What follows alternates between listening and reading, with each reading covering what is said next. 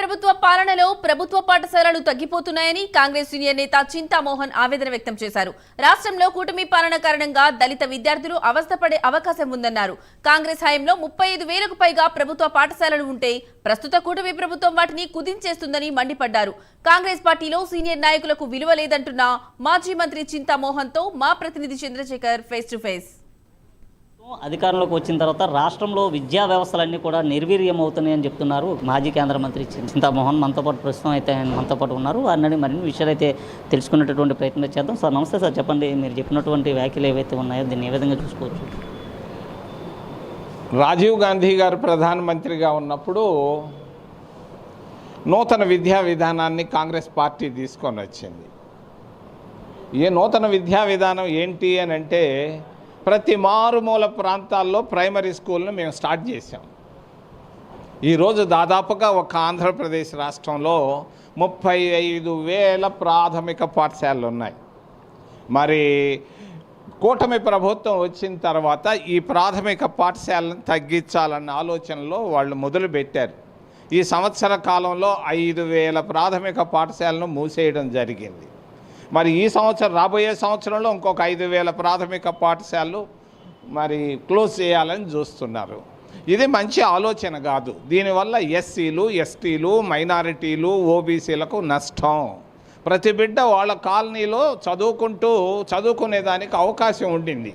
ఈరోజు అవన్నీ తీసేసి పంచాయతీకి ఒక ప్రైమరీ స్కూల్ పెట్టాలంటాడు. మోడల్ స్కూల్ కాన్సెప్ట్ అంటాడు. ఈ కాన్సెప్ట్ టోటల్గా తప్పు, బలహీన వర్గాలకి నష్టం. కాంగ్రెస్ పార్టీ తీసుకొచ్చినటువంటి విద్యా విధానమే మంచిది, భేషం తెలియజేస్తున్నా. సార్, అయితే గత ప్రభుత్వంలో చూసుకుంటే చాలా వరకు కూడా ఎయిడెడ్ పాఠశాలలన్నీ కూడా మూతపడ్డాయి. మరి గత ప్రభుత్వం పైన మీరు ఎందుకు మాట్లాడలేక? గత ప్రభుత్వం ఇప్పుడు లేదు కదా. ఇప్పుడు ఉన్న ప్రభుత్వాన్ని నేను విమర్శిస్తున్నా. వాళ్ళు మొదలుపెట్టారు, వాళ్ళు ఏదో చేశారని చెప్పేసి వీళ్ళు మొదలుపెట్టారు. వాళ్ళు తప్పు చేస్తే నువ్వు మంచి చేయాలి కదా.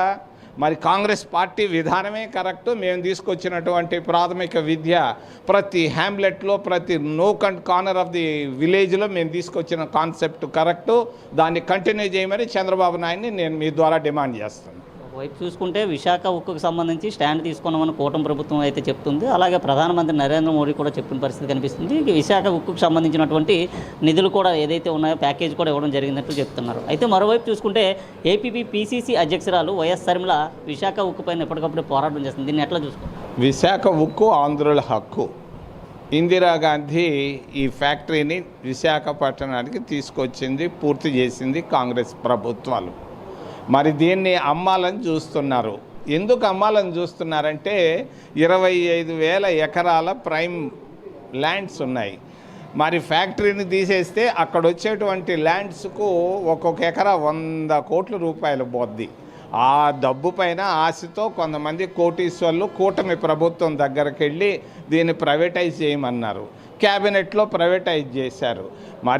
మరి మోడీ గారు, ప్రధానమంత్రి గారు ఆ విశాఖపట్నానికి ఇన్నిసార్లు వచ్చాడు, మొన్న వచ్చాడు. ఆయన ఒక్క మాట చెప్పొచ్చు, నేను క్యాబినెట్లో పెట్టి విశాఖ ఉక్కు ప్రైవేటైజేషన్ అంశాన్ని బయటకు తీసుకొని వస్తాను, దీన్ని ప్రైవేటైజ్ చేయము అని చెప్పాలి. అంతేగాని ఏదో వచ్చాను ఒక ఇదిగో డబ్బులు అదిగో డబ్బులు కాదు. కావాల్సింది క్యాప్టివ్ మైండ్స్ కావాలి. రెండోది ఏంటంటే క్యాబినెట్లో ఉన్నటువంటి నిర్ణయాన్ని వెనక్కి తీసుకోవాలి కూటమి ప్రభుత్వం. దానికి చంద్రబాబు నాయుడు కృషి చేయటం లేదు, చేయలేకపోతున్నాడు.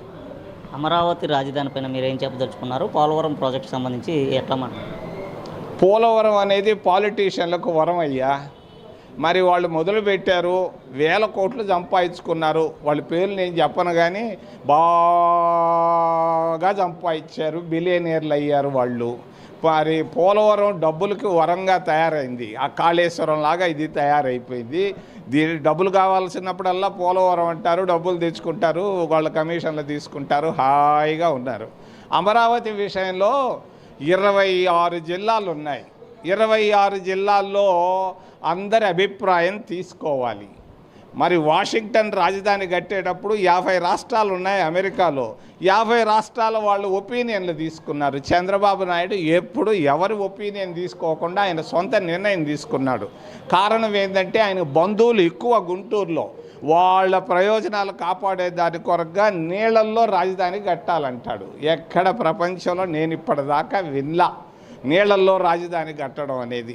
కన్స్ట్రక్షన్ కాస్ట్ 10 టైమ్స్ పెరుగుతుంది. 50 అంతస్తుల బిల్డింగ్ సచివాలయానికి కట్టాలంటాడు. మరి దీనికి డబ్బు ఎవరిది?